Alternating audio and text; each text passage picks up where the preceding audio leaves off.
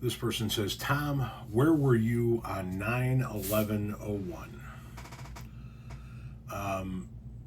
I started the day in Barrington Hills, Illinois. I was working for a landscape contractor out of the far northwest suburbs. I was one of two project managers that worked for this smaller landscape company. When I say small, 10, 15 crews, maybe on construction, a few crews on landscape maintenance. It was a smaller company, but still a formidable one. And I was one of the project managers, and I was handling some landscape installation at the Barrington Hills Fire Department. And I had a crew out there, and I was there with them, and I was kind of giving them some direction.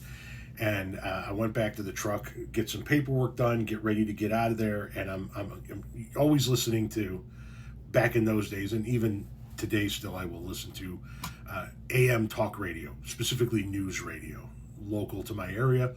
I know, I'm an old fucking man. I like AM news radio. I don't fucking tell you. Whenever I say I don't know what to fucking tell you, the Chicago comes out, doesn't it? I don't know what to tell you. Boom. Anyway, I'm listening to the radio and doing some paperwork, and I hear the report about the first plane. And I climb up into the truck. I had to, back then, when us project managers, we had to drive international dump trucks with dyno weld flatbeds because we all had to have CDLs back then, because not only did you supervise multiple crews, you moved material and equipment around for your crews.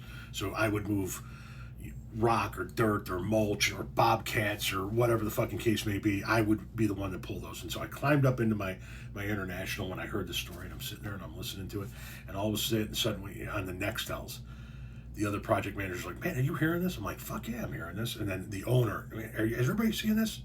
We're not seeing it, we're hearing it. Well, I'm at the house. He's at his house, and the shop, it was all on one piece of land. So I tell the guys what they need to do. I wrap up, and I head for the shop / house. The other project manager's already there. And now we're watching both towers burn. And we stood in his living room.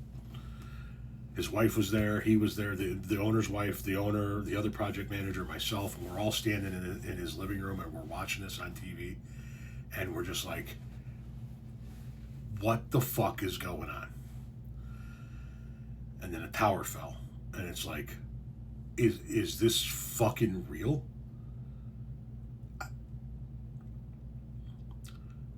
And the reports started coming around about, the Pentagon, Pennsylvania, air traffic being shut down.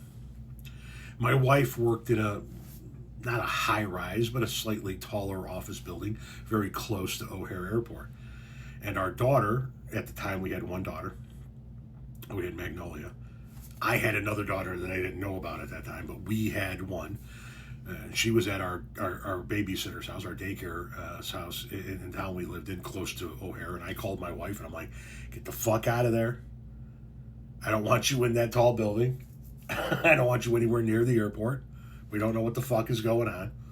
Please go get Maggie and go to your fucking aunt's house way out in the suburbs, far away from any tall buildings and any airports. And, I had to finish my day at work, so I'm bouncing from job site to job site throughout the course of the day and just listening to it, just glued to the fucking radio. So that's where I was when I heard the news. I was landscaping, supervising a landscape crew at the Barrington Hills Fire Department when the first plane hit the first tower. And I got to tell you something. I was born in 72. I've lived through some shit, right? Obviously, I've been alive to see Nixon resign, but I wasn't old enough to remember, right? I was born in 72. Nixon resigned, early 74. So, I saw the Iran-Contra shit. I saw the Iranian hostages. I saw the Tylenol tampering shit.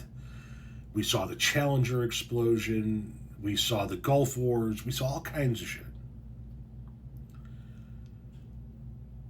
I think that was the most surreal moment I've ever seen in my life.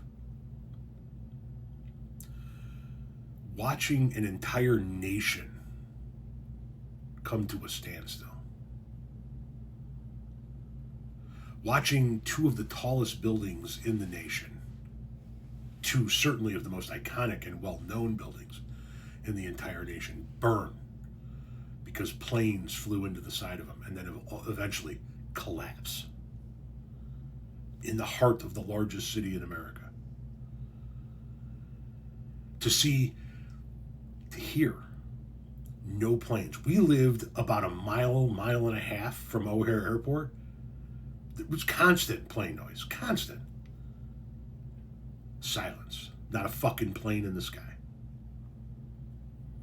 Stock market, not trading. People not going to work. First responder, that was a good ankle crack. I don't know if you guys heard that one right there. First responders digging through the rubble at ground zero. I mean, just surreal as fuck. Like, this is not happening. This is not real. But it was. It's all anybody could think about. It's all anybody could talk about. It's all anybody could watch for days.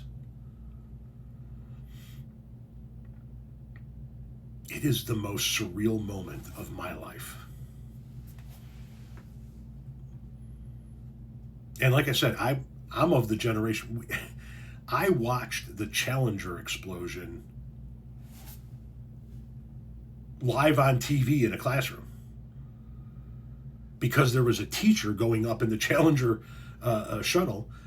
Teachers around the country wheeled TVs into their classrooms, and millions of kids watched that takeoff live on TV. And we all watched all of those people blow up live on TV.